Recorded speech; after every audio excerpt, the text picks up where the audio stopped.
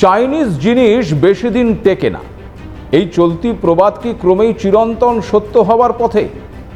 এ প্রশ্ন উঠছে কারণ সম্প্রতি এই বাংলাদেশের মর্মান্তিক বিমান দুর্ঘটনা থেকে একই সঙ্গে চীনের ভূমিকা নিয়েও উঠছে একাধিক প্রশ্ন।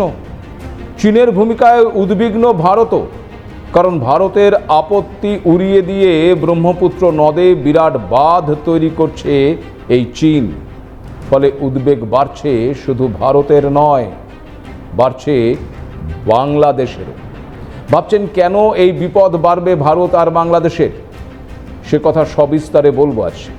আপনারা দেখতে শুরু করেছেন এডিটরস ডায়েরি। আমি ভাস্কর দত্ত রয়েছি আপনাদের সঙ্গে, আপনাদেরকে স্বাগত জানাই। আপনারা সকলেই এই বাংলাদেশের মর্মান্তিক বিমান দুর্ঘটনার খবরটি জেনে গেছেন।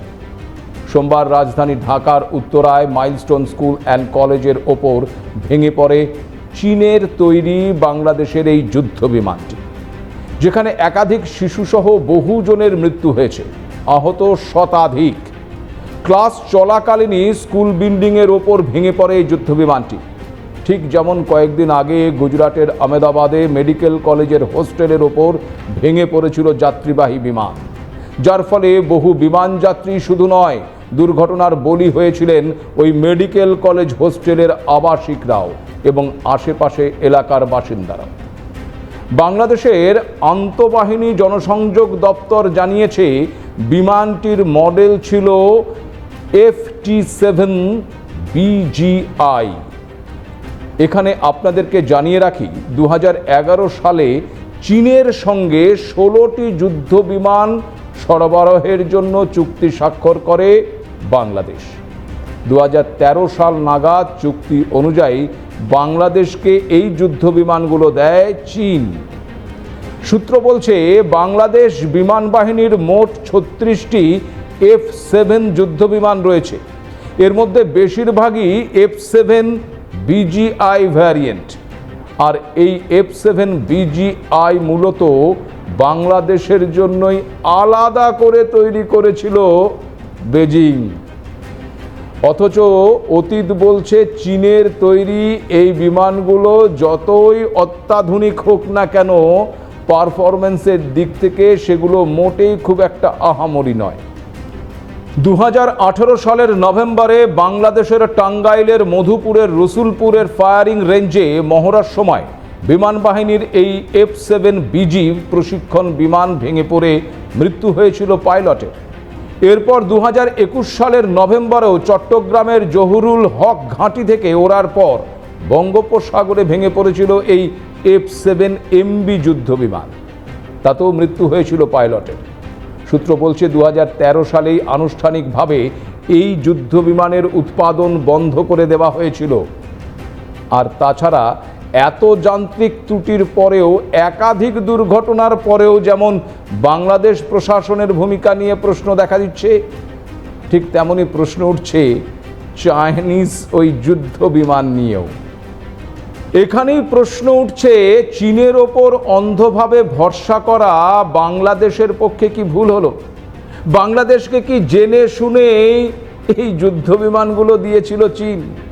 শুধু বাংলাদেশ নয়, খেয়াল করে দেখুন, ভারতের অপারেশন সিঁদুরের সময় পাকিস্তানের তরফে যে হামলা চালানোর প্রয়াস করা হয়েছিল ভারতের দিকে, ভারত অতি সহজেই সেই প্রতিটি হামলাকে প্রতিহত করেছিল। এমনকি যে এয়ার ডিফেন্স সিস্টেম পাকিস্তানের ছিল, সেই এয়ার ডিফেন্স সিস্টেম দিয়ে পাকিস্তান ভারতের কোনো হামলাই আটকাতে পারেনি। পরে জানা যায় সেই সব কিছুই নাকি আদতে ছিল ওই চাইনিজ প্রোডাক্ট, মানে চীনের দেওয়া।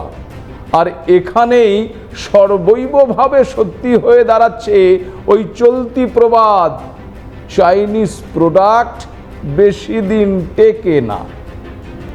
এছাড়াও চীনের ভূমিকা ভারতের ক্ষেত্রে বরাবরই সন্দেহজনক, আর এবার তা চরমে পৌঁছচ্ছে বলে মনে করা হচ্ছে।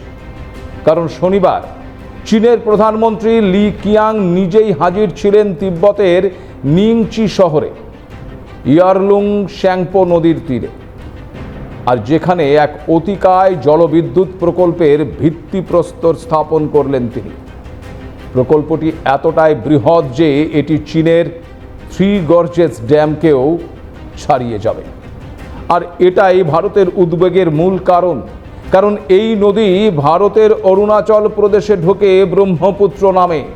চীনের পক্ষ থেকে এই বাঁধকে দেখানো হচ্ছে সবুজ শক্তি এবং অর্থনৈতিক সমৃদ্ধির প্রতীক হিসেবে, কিন্তু ভারতের কাছে এই প্রকল্প একটা গভীর চিন্তার কারণ এটি একদিকে যেমন হিমালয়ের ভূকম্পন প্রবণ অঞ্চলে তৈরি হচ্ছে, তেমন এর ফলে বর্ষার সময়ে ভয়াবহ বন্যা এবং শুষ্ক মরশুমে জলের জন্য হাহাকার তৈরি হতে পারে।